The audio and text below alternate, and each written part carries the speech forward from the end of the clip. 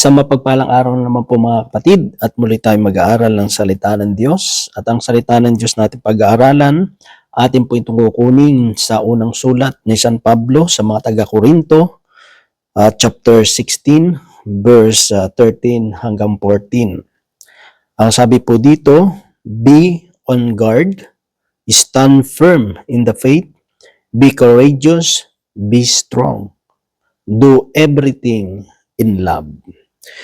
Mga kapatid, mga magulang, mga kaibigan, ito po ang salita ng Diyos. Ang papuri, ang pagsamba ay para lamang po sa Kanya.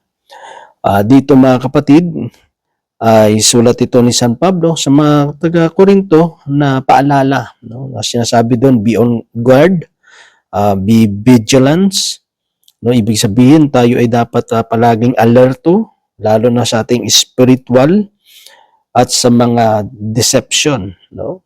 Maging alerto tayo sa spiritual danger at sa mga deception. Marami kasi mga bagay sa mundong ito na pwedeng tayong hatakin. No?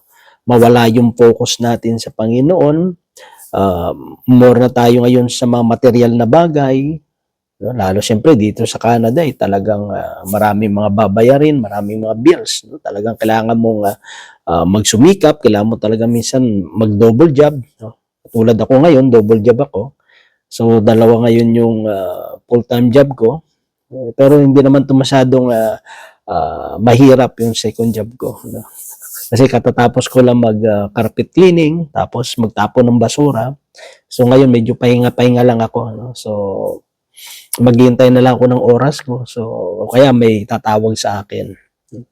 Ang inaano kasi dito yung mapabayaan natin yung spiritual na mga bagay sa buhay natin. Yung pag-aaral natin ng salita ng Diyos, yung paglilingkod natin sa Kanya, yung pagsimba, o yung panawagan natin sa Kanya ay mapabayaan natin.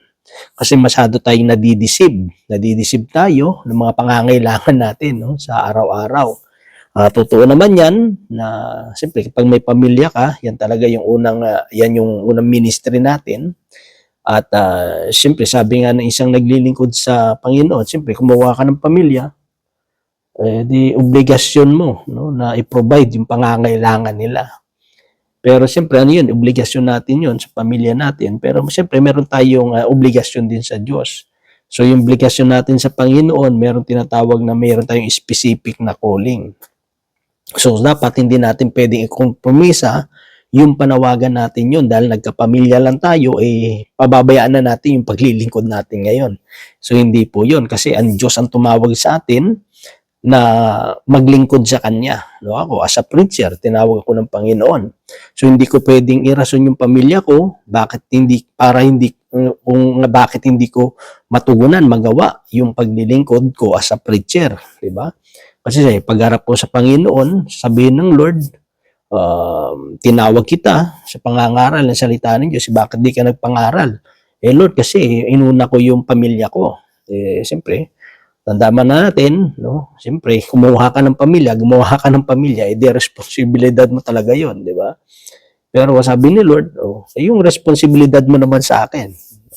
Kasi ano yun indirect lang naman yun na paglilingkod natin sa Panginoon, yung pamilya natin, yung brothers and sister natin, yung neighbor natin, yung tao sa paligid natin, indirect na paglilingkod natin yan sa Panginoon. Pero meron direktang paglilingkod sa Diyos. At yun nga, yung panawagan ng Diyos sa bawat isa sa atin. At kasi mayroong pinagagawa yung Diyos. So kung hindi natin gagawin yung pagdating ng araw, pagharap natin sa Panginoon, doon tayo kasi sisingilin di ba? Kung nagawa ba natin yung pinagagawa niya sa atin. Kasi maraming tao minsan, marami silang mga reason, marami silang nirarason, bakit hindi sila makapagpatuloy. Di ba? Marami tayong mga excuses, no? Nako-compromise natin. Kaya minsan, pag medyo napabayaan mo na yung paglilingkod mo sa Panginoon at medyo masyado na tayong na-attach sa world na ito, yun madideceive na tayo no? Parang ano naman to paglilingkod naman to sa Diyos yung ginagawa ko Kaya sabi ko nga, no, may indirect tsaka direct na paglilingkod. Kasi meron kang panawagan may pinagagawa sa iyo ang Panginoon di ba? Katulad kay Jonas, may specific na pagtawag sa kanya, pumunta sa Nineveh, pero sa iba siya pumunta. Diba? May mga instruction ng Diyos may mga bagay na pinagagawa ang Diyos sa bawat isa sa atin. Kaya sabi niyo doon, mag-ingat tayo, maging vigilance tayo, maging on guard tayo, no, sa mga yung mga nagiging danger sa ating spiritual na pamumuhay. At siyempre nga, yung deception. Kaya nga sabi niya, even the elected will be deceived. No? Kahit yung mga pinili ng Diyos ay talagang madideceive. Kasi bakit? Kasi napababayaan nila yung pinaka-importante sa buhay nila. At walang iba yon, yung spiritual na pamumuhay natin, yung relasyon natin sa Diyos. No? Yung pinaka-importante kasi doon, yung relasyon natin sa Panginoon, hindi natin napababayaan. Baka mamaya naubos na oras natin sa trabaho, sa kapagpapahinga, sa mga bagay sa mundong ito, tapos napabayaan na natin yung oras, yung panahon natin para sa Panginoon, di ba? May panahon tayo para sa Diyos, may panahon tayo para sa pamilya natin, lahat ng bagay may panahon kasi, di ba? Sa pagmamanage lang po kasi yan, di ba? Hindi rason na yung mga pangangailangan natin, yung mga babayarin natin para hindi tayo makapaglingkod sa Panginoon. Kasi nga bakit? May pangako naman ng Diyos Siya ang Diyos na tumawag sa atin at siya rin magpro-provide ng lahat ng pangangailangan natin. Diba? Kung tayo talagang susunod sa kalooban ng Panginoon, makikita natin ang Diyos pa rin ang kikilos Diba? Katulad nga, yung sa akin, ito kasing second job ko, part-time lang ako, no? Pero kinausap ko nga yung management na kung paano makabill ng kanilang benefits. Ang sabi nila, kailangan mo lang magkaroon ng 35 hours every week. Kasi 5 hours lang ako dito, so hindi ako qualified. So sabi ko, gusto ko makabill, avail. No? So, sa maiksing inaprobahan din nila, di ba? At yung schedule ko, ako yung gumawa ng schedule ko, hindi sila. So, saan ka makakakita ng ganong klaseng trabaho? Kung hindi kumilos ang Diyos, mahihirapan talaga ako, no? Kasi sinong boss ang papayag na sila yung dedepende sa schedule mo, di ba? Mostly sa trabaho, ikaw dapat ang mag-adjust. Hindi sila ang mag-a-adjust. Pero siyempre, dahil ang Diyos ang nanguna, inilagay natin sa kamay ng Diyos, alam ng Diyos yung pangangailangan natin, siya yung kumilos Diba? So, maging vigilance tayo. Maging on guard. Yung pagiging steadfast, sabi doon. No? Stand firm in faith. Kaya nga sa atin, yung pananampalataya natin sa Panginoon, yung gospel ng Diyos, it's about the life, death, and resurrection ng ating Panginoon. Yung kaligtasan, yung kapatawaran ng kasalanan, yun yung yun ang dapat nating hindi siya maging hindi matinag, no? Sabi nga doon, remaining unwavering in one's belief in the gospel. Yung pananampalataya natin, yung paniniwala natin sa ebanghelyo, sa salita ng Diyos, dapat hindi yun natitinag, di ba? Naka-firm yung paniniwala natin, yung pananampalataya natin sa Panginoon, di ba? Kasi ang pinaglalaban natin dito yung pananampalataya natin sa Diyos. Kasi si Lord, ang ating Panginoong Hesus, kaya niyang ipagtanggol yung sarili niya. Ang ating dito ngayon, yung pinaninindigan natin, yung pananampalataya, yung paglilingkod natin sa Panginoon.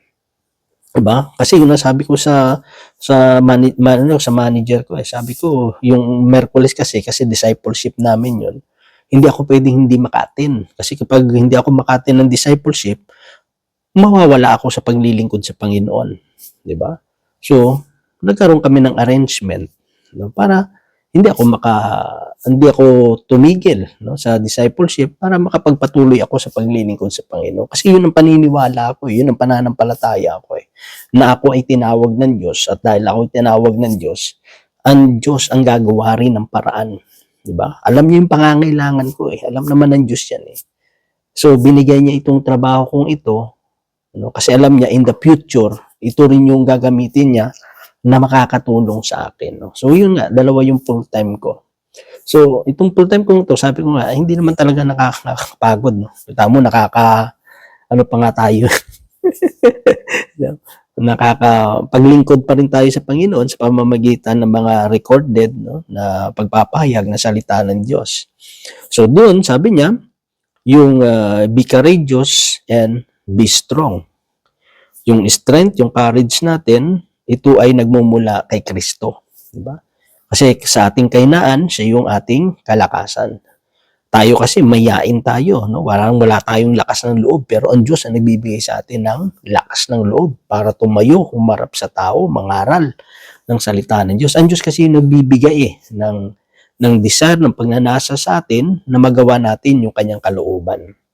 Yung sinasabi dito, be courageous, yung maging yung hindi ka na parang isip bata, hindi kayo parang bata, di ba? Kundi dapat be a man enough, no? Parang naging totoo kang hindi yung courage na to yung tapang na maghahamon ka ng away, di ba?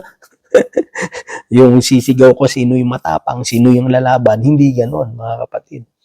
Yung courage dito, mga kapatid, yung kaya nating harapin yung mga pagsubok, yung mga challenges sa paglilingkod sa Panginoon, di ba?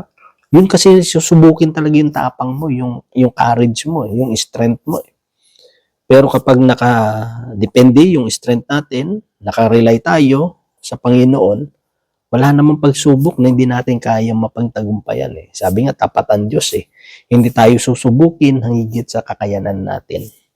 So, kailangan lang natin yung tapang, yung tiwala sa Panginoon. At syempre, yung pinaka talaga dun is, yung sabi niya, do everything in love.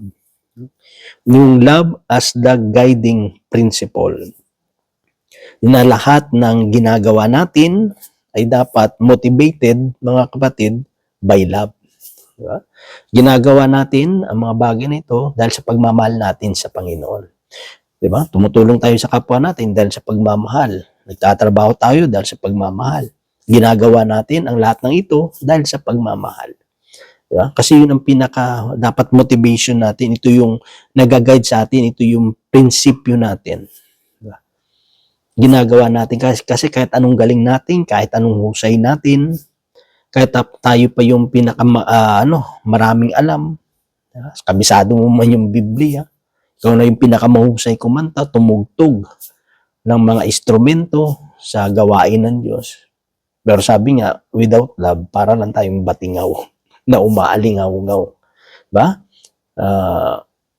Kahit na sabi niya, kahit ikaw pa nakagagawa ng mga miracle, ng mga milagro, nakakapagsalita ng iba-ibang wika, gumawa ng mga mga bagay. Pero pag walang pag-ibig sa puso natin, tayo'y batingaw na umaalingaw-ngaw. So, ibig sabihin, walang kwenta, walang saysay yung ating mga ginagawa. Ang pinakamalaga doon, bakit natin ginagawa ito? Itong paglilingkod na ito, mga kapatid, dahil sa pag-ibig. Doon ang gustong patungkulan ni San Pablo sa mga taga-Korinto. Nasa inyong pag-guard ng inyong mga sarili, sa ating pananatili, sa ating pananampalataya, sa pananatili nating matatag sa Panginoon, yung tapang natin ay dapat ito ay nagmo-motivate sa atin. Bakit natin ginagawa ang mga bagay na ito? Dahil sa pag-ibig. At ito yung pag-ibig na nagmumula kay Kristo. God bless po sa ating lahat.